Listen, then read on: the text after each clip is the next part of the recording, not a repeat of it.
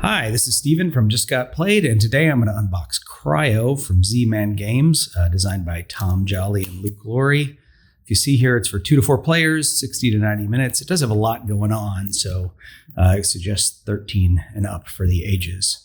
So you can see the back there. There's the player board. Doesn't really show the main board, but we'll get into that. So I am a fan of Luke Laurie's games, Dwellings of Eldervale, Whistle Mountain. So when I saw this one, I was like, all right, it's a space-themed game, which I like, a designer that I like. You know what? Let's just give it a shot. So I did get a copy of the game, and let's see what's inside. All right, first off, it's nice. I like having the rule book right on top. Tells us what all the contents are.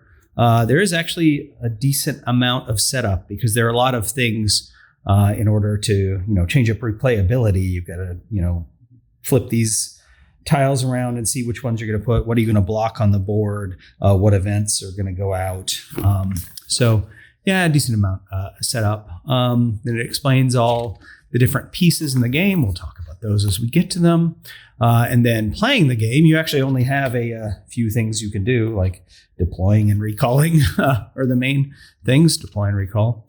And then there's the end of the game, and it talks about how to score. All right. And then all the different details on the cards are explained. The cards are sort of cool. They have, I think, 4 different things that you can use them for. All right. Let's see what all we have in here. Get the plastic wrap off there. So interesting that they plastic wrapped the punch boards. I'm not sure why. I mean, I've gotten games before where some of the pieces sort of fell out of the punch boards, and I have to say I didn't care, right? I mean, I was going to punch them out anyway.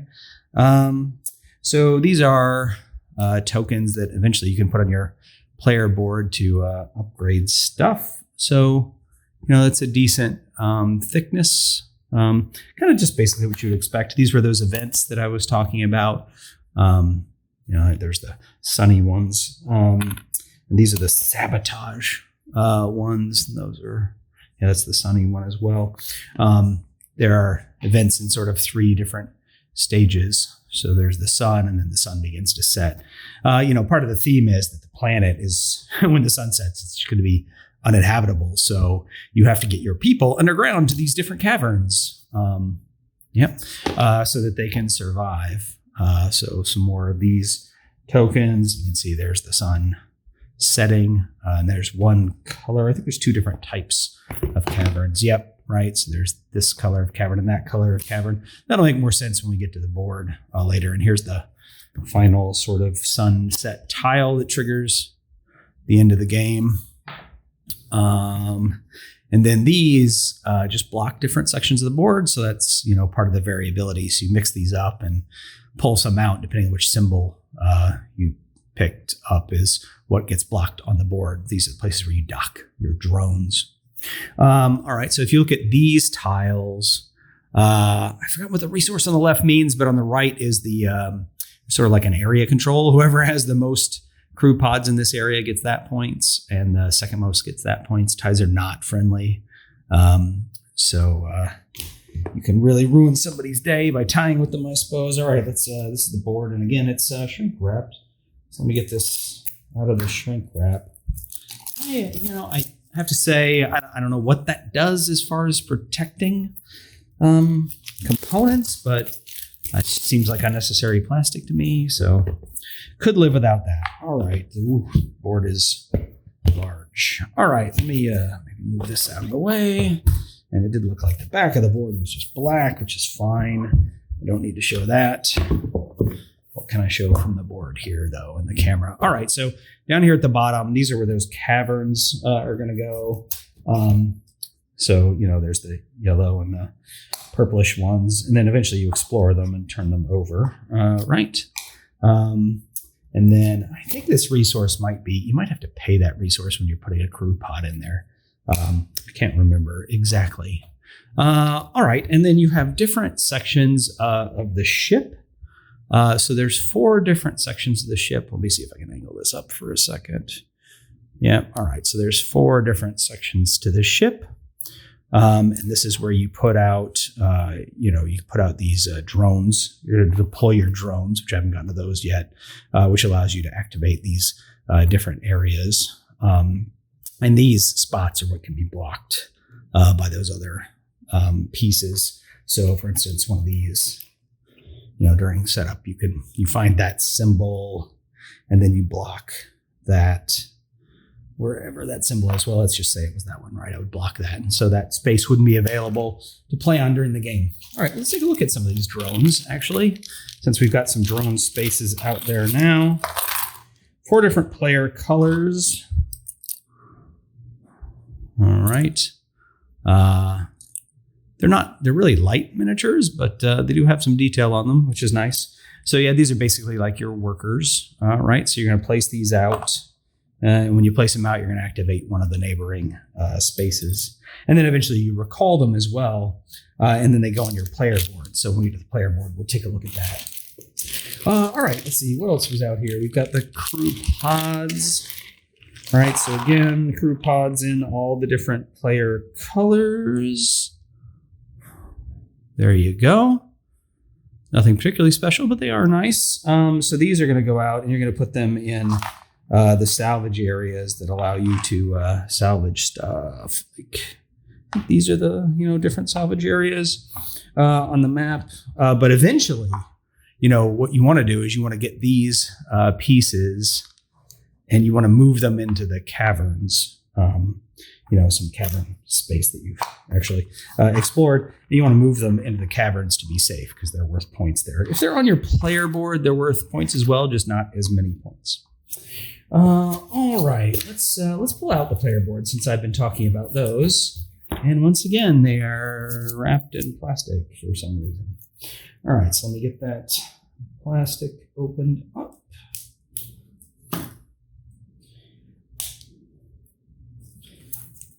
Or not. It's very tightly shrink-wrapped plastic. All right.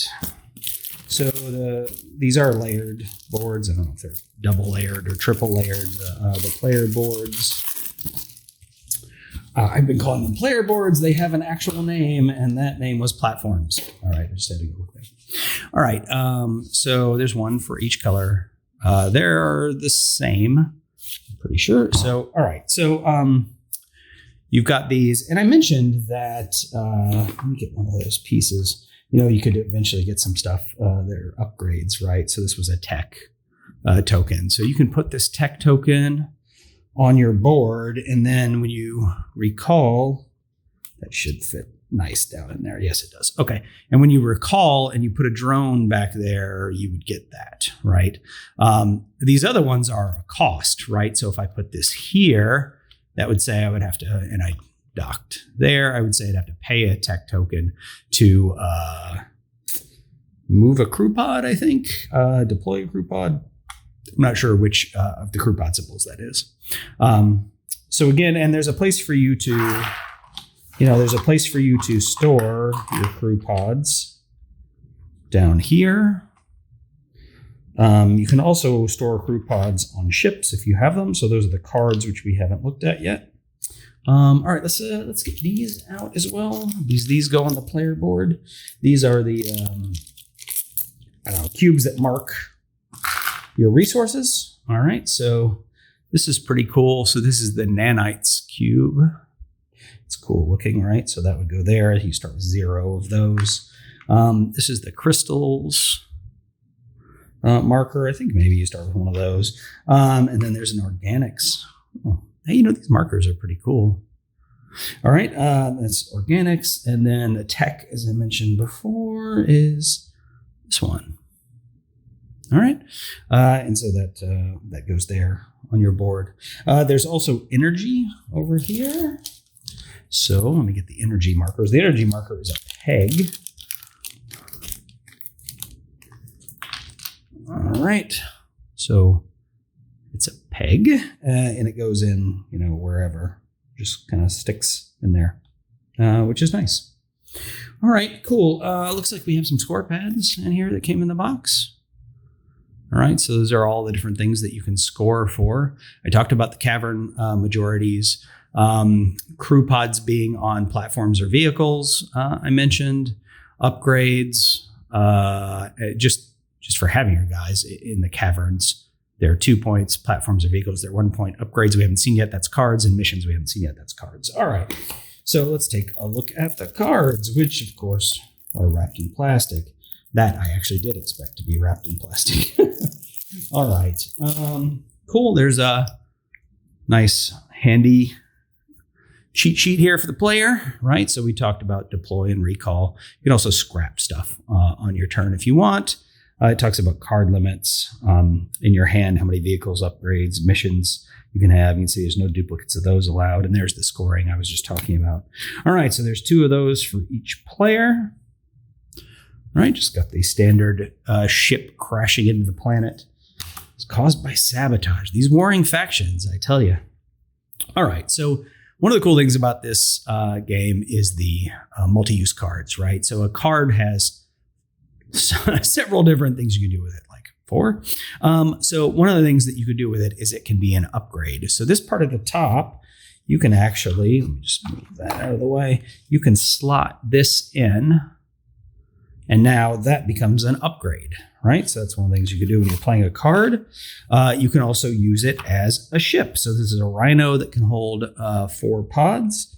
So you actually can just slot this in here. Yeah, like that. Right, and now I have a ship.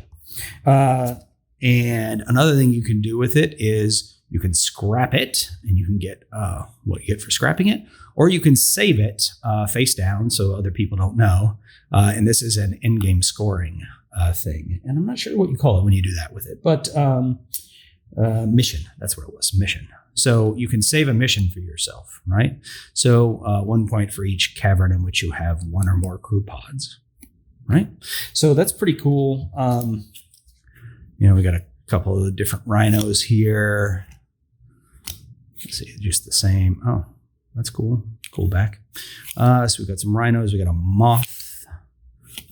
Because the ship is the big art, I'm just sort of saying that. But obviously there's a lot more going around on each one of these cards.